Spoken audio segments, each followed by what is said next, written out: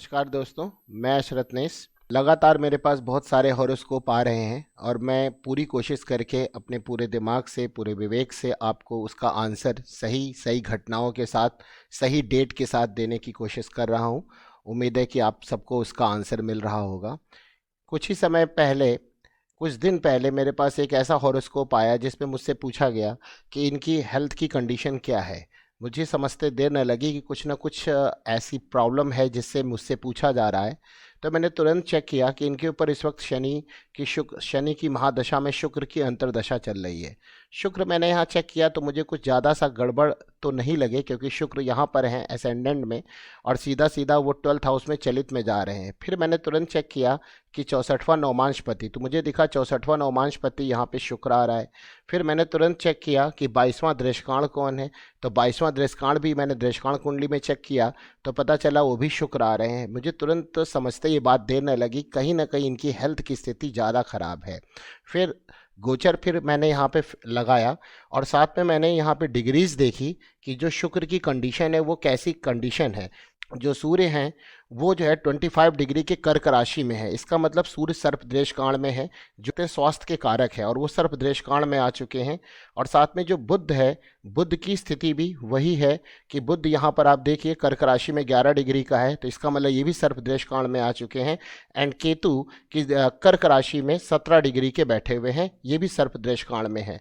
तो यानी ये जो कंडीशन है सर्पदृष्ट कांड की बन गई। और दूसरी कंडीशन यहाँ पे शनि में शुक्र की अंतर्दशा, और शुक्र जो यहाँ पर आ रहे हैं वो हमारे 64वें नवमांश और 22वें दृष्टिकोण के स्वामी है। इसका मतलब इस वक्त व्यक्ति की हेल्थ जरूर खराब होगी जब ऐसी कंडीशन बनी। तो देखा मैंने कि शुक्र की अंतर्दशा 2018 से 2021 तक चालू हुई। फिर मैंने कहा कि 2018 में ग्रहों की पोजीशन क्या थी, मैंने तुरंत वहां पर गोचर फिट किया तो उस वक्त तो ठीक थे, लेकिन 2020 यानी 19 की लास्ट में मैंने देखा शनि ने ट्रांजिट किया था। और फिर मैंने इनसे कहा कि 2020 के आसपास की क्या कंडीशन है, तो उन्होंने तुरंत कहा नहीं, वहीं से स्थिति खराब है। तो फिर मैंने और चेक किया तो पता चला कि शनि जो है यहाँ पर बैठ के, यानी कि मैंने गोचर जब फिट किया तो मुझे लगा कि यहाँ पर स्थितियाँ ज़्यादा खराब हो रही हैं, क्योंकि शनि 7th हाउस में बैठ के सीधा लग्न को देख रहे हैं और लग्न में जो सारे ग्रह हैं केतु उनको भी प्रभावित कर रहे हैं। दूसरी बात कि वहीं पे शुक्र भी बैठे हुए हैं। और अभी 22 फरवरी 2021 से मंगल का ट्रांजिट हुआ, तो मंगल आप देखिए यहाँ पर आ गए हैं, कहाँ पर, वृष राशि में आ गए। और मंगल यहाँ पर बैठने के बाद उन्होंने अपनी चौथी दृष्टि किसको दे दी, 1 2 3 4 चंद्रमा को, जो कि लग्नेश है, यानी मंगल ने चंद्रमा को फंसा लिया। और 5 6 7 सातवीं दृष्टि में तो कुछ नहीं नुकसान करे, लेकिन 8वीं दृष्टि में 6th हाउस को, यानी छठे भाव जो रोग के भाव है, उसको भी यहाँ पे इन्होंने फंसा लिया। और शनि ने यहाँ पे किसको फंसा लिया, लग्न को फंसा लिया। और शनि यहाँ चलित में, जो शनि रोग का कारक है, वो भी शनि की ही दृष्टि में आ चुका है, यानी उसके चक्कर में फंस गया। और साथ में शुक्र यहाँ दृष्ट का 64वां नवमांश और 22वां दृष्टिकोण शुक्र है, तो ये फंसे हुए हैं। फिर मैंने थोड़ा और चेक किया तो पता चला कि केतु की चल रही है और केतु यहाँ पे सर्प दृष्टिकोण में फंसे हैं। केतु का काम होता है व्यक्ति को बहुत ज़्यादा तड़पाना, तो इनकी स्थिति ऐसी बनी हुई है कि एकदम पूरी तरह से ये बेड पर है। मैंने यही बात बोली कि स्थिति काफ़ी अच्छी नज़र नहीं आती है। अगर कुछ कंडीशन इनकी पास हो जाए तो आगे आगे कुछ ना कुछ समस्या लंबी दिखती है। तो क्योंकि केतु यहाँ पर इनको तड़पाने का काम कर रहे हैं, तो जब तक ये केतु कुछ न कुछ अपनी हरकत नहीं कर लेंगे तब तक व्यक्ति को तड़पाते रहेंगे। अब बात है व्यक्ति को तड़पा क्यों रहे हैं, क्योंकि वो लग्न में ही बैठे हुए हैं, लग्न ही हमारा शरीर है। तो आपने देखा किस प्रकार से कुंडली में बनने वाले योग, गोचर की अवस्था और दशाओं से आप किसी भी हॉरोस्कोप पर एनालिसिस करके उसके बारे में 90% तक सही प्रेडिक्शन आप दे सकते हैं।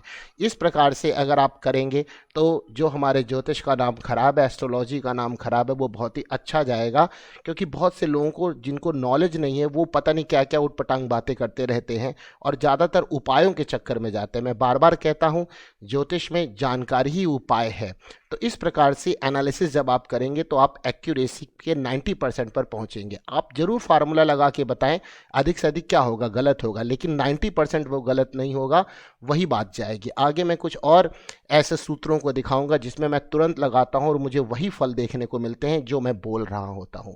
ये है एस्ट्रोलॉजी की हकीकत, सही एस्ट्रोलॉजी की ताकत, इसको पहचानने की ज़रूरत है।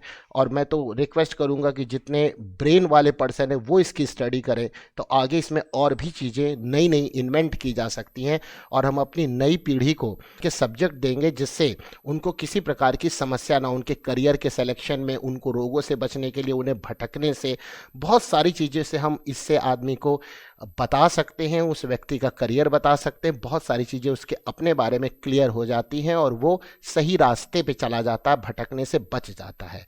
तो बस आज इतना ही, नेक्स्ट मिलते हैं किसी दूसरे हॉरोस्कोप, किसी दूसरे सूत्र के साथ। धन्यवाद।